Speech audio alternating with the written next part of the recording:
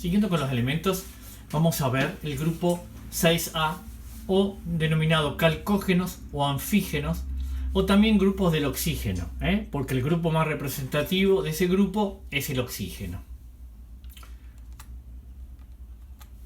¿Quiénes están en este grupo? Está el oxígeno, el azufre, el selenio, el telurio, el polonio y el livermolio.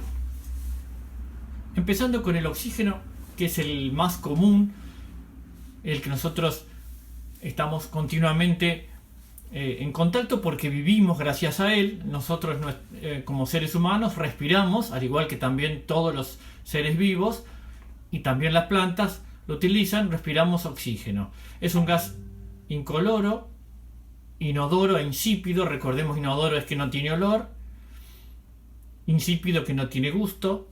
Es una sustancia muy reactiva, puede formar compuestos con casi todos los elementos de la tabla, a excepción de los gases nobles. Recordemos que gases nobles se llaman así porque no reaccionan con nadie, por lo tanto tampoco van a reaccionar con el oxígeno.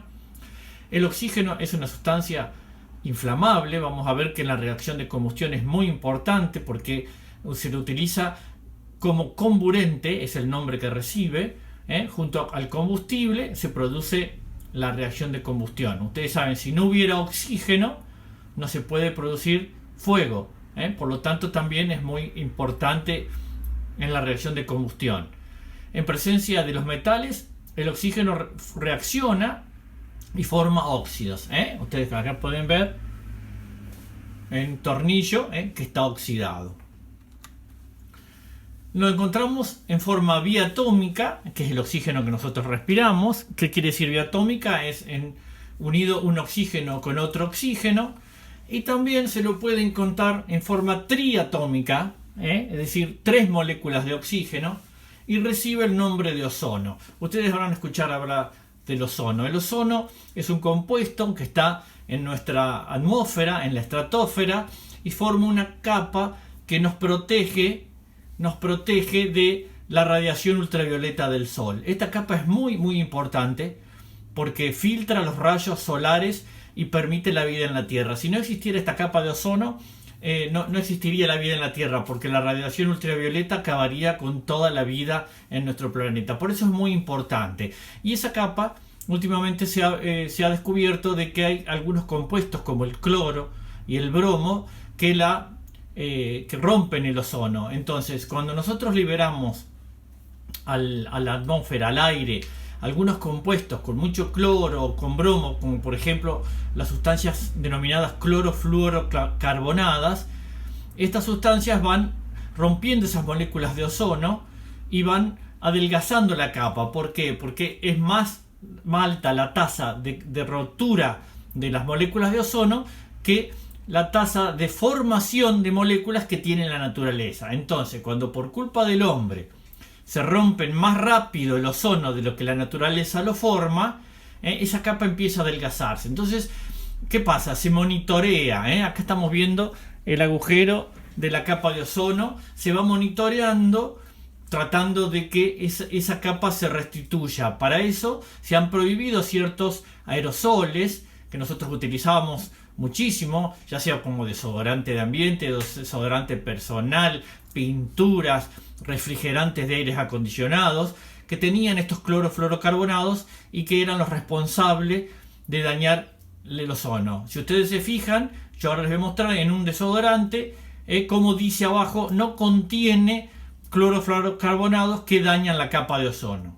Como ven acá, yo tengo un desodorante de ambiente. En la parte de atrás, ven, dicen propelente aprobado sin CFC. ¿Qué quiere decir? Sin clorofluorocarbonados.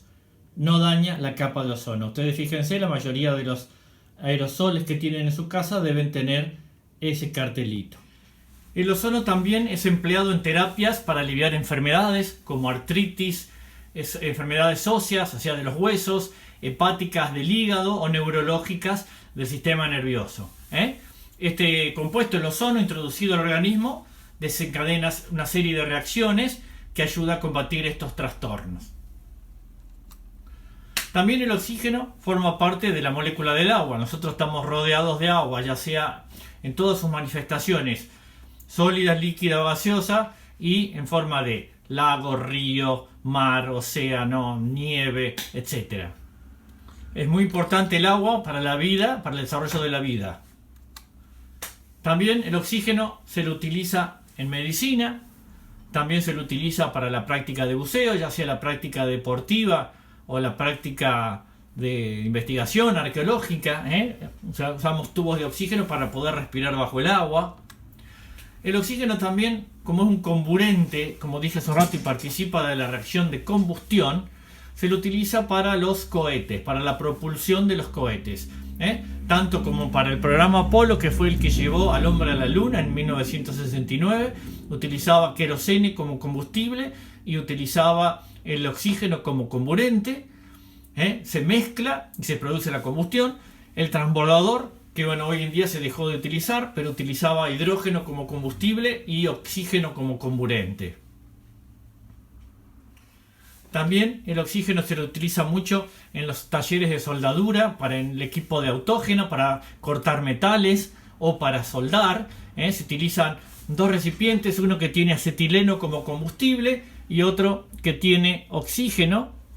Se mezclan ambos, ¿ven? Fíjense, una manguera para cada tubo, se mezclan en este pico, se produce una chispa que es lo que prende, el que prende el equipo autógeno, que genera una llama de altísima temperatura y que se utiliza para cortar metales o para producir soldadura. Otro de los elementos es el azufre. El azufre es un elemento químico fundamental y componente de los principales aminoácidos, como son la cisteína y la metionina. Por lo tanto, es muy importante porque los aminoácidos son los ladrillos que forman la síntesis de proteína de todos los organismos vivos. Fíjense, acá tenemos es de color amarillo. Ustedes alguna vez habrán tenido contacto de una barrita de azufre, que se puede comprar en las farmacias. A veces se lo utiliza mucho para los dolores, para pasarse en la piel. También el azufre se utiliza para vulcanizar caucho. ¿Qué es? Es su proceso mediante se calienta el caucho crudo. El caucho es una sustancia que sale de una planta y en presencia de azufre se la calienta con la finalidad de volverlo más duro y resistente al frío. Luego este caucho vulcanizado, como así se llama el proceso, se lo emplea para elaborar neumáticos para automóviles, mangueras, suelas de zapatos, etc. El azufre también es un fertilizante. Recordemos que los tres fundamentales son el nitrógeno, el fósforo y el potasio. Se los denomina macronutrientes. Y luego tenemos los micronutrientes, que son los que necesitan en menos cantidad, pero también son muy importantes, donde entre ellos está el azufre. También se lo utiliza como pesticida, que quiere decir que mata a insectos, y como fungicida para matar hongos. Hay un compuesto que se llama caldo bordelés, que es sulfato de cobre, o sea, tiene azufre y cobre, y se lo utiliza mucho como fungicida. Se fumiga las plantas y esto previene el ataque de hongos. También con el azufre se forma un ácido de mucha utilidad en la industria, que es el ácido sulfúrico. Se forman varios ácidos, pero el sulfúrico es muy importante, es un ácido fuerte que se lo utiliza en muchas aplicaciones industriales, en la industria petroquímica, y también en la industria agroquímica para la obtención de fertilizantes. Los que quedan de este grupo no son tan conocidos, entre ellos tenemos al selenio, que tiene muchos usos, como podrán ver acá, pero el selenio es también muy conocido porque es parte de la dieta, de nuestra dieta, y es importante para el funcionamiento de la glándula tiroidea, para proteger al cuerpo de infecciones y de daño causado por radicales libres. Por lo tanto, nosotros a veces ingerimos selenio. Ustedes habrán escuchado, está presente en nuestros alimentos, en los cereales, en la carne, y con solamente tener una dieta saludable nosotros podemos cubrir la carencia de selenio. Por lo tanto, no es necesario tomar algún suplemento. Otro es el telurio. Se lo utiliza mucho en la industria electrónica, es un elemento con grandes propiedades para la conductividad. Quizás el uso más familiarizado es el de los discos compactos, aunque hoy en día ya con internet, con Spotify y ese tipo de cosas ya casi ha pasado a ser un objeto de colección el CD, o el disco compacto. Y finalmente el polonio es un elemento que es radioactivo, que quiere decir que emite energía, entonces no tiene grandes usos, se lo utiliza en algunos casos en la industria espacial, debido a que tiene capacidad de generar energía y calor. Si recuerdan, cuando hablamos de elementos radioactivos, hablábamos que Pierre y Marie Curie era un matrimonio francés, que fueron los que descubrieron los primeros elementos radioactivos, y que finalmente Marie Curie fue la primer mujer que ganó el premio Nobel de Química y que falleció por los efectos de estas sustancias radioactivas, porque ella, cuando los descubrió, no sabía que estos elementos eran tan peligrosos. Bueno, ella trabajaba con el polonio, descubrió este elemento trabajando con este elemento radioactivo, y fue lo que a la larga, como no utilizaba ningún tipo de protección, termina falleciendo a causa de la radioactividad que estos elementos emitían.